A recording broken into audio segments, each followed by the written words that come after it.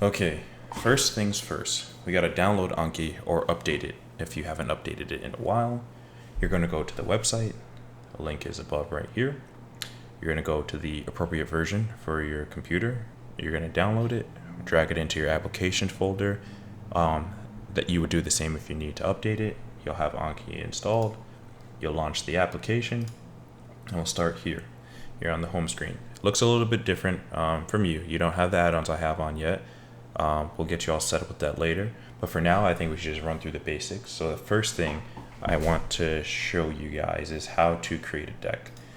You can see I have my Knight M1 deck right here. I think it's good to have your own deck on the side. This would be for UB only curriculum stuff, and any other cards you need to supplement your learning on the side, as well as the Anking step deck as well.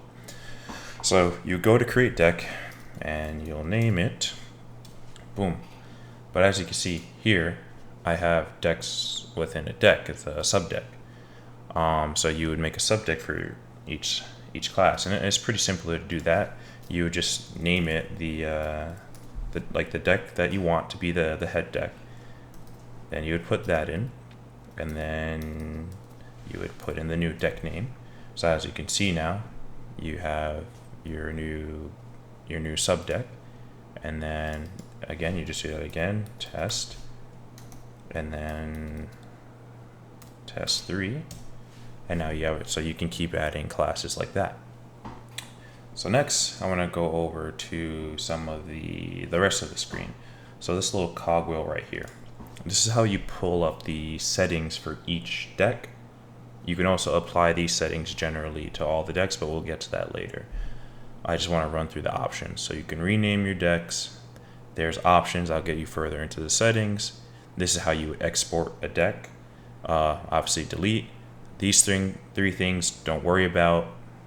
It's not 101 stuff. You don't need it to be an effective Anki studier, so just forget about it.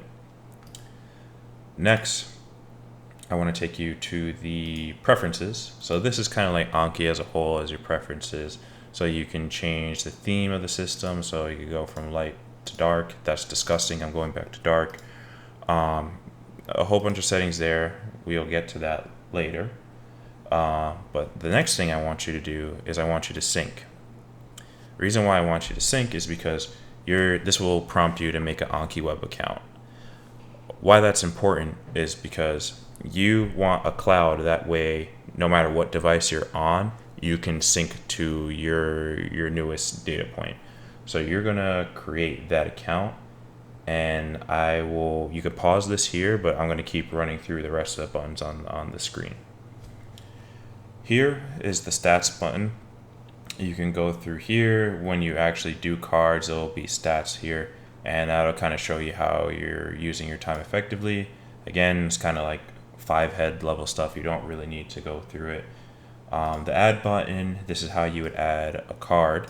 So you pick the deck that you want to send it into, and depending on where you want to send it. So more than likely it's going to be your own personal deck, and then you would choose the note type.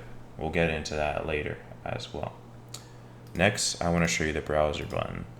So this is how you would look for cards later. I think it's very important to learn how to get good with the browser, because this is make you pretty efficient with it. There's some quick things I want to show you.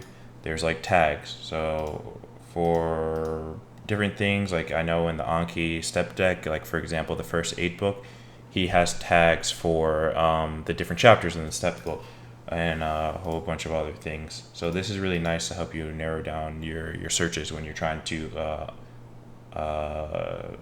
unsuspend cards going into the future. So next, what am I going to show you? Actually, I think this is a good stopping point right here. So make that Anki account, press those buttons that I showed you before, familiarize yourself with what's around there, and then I'll catch you for the next video.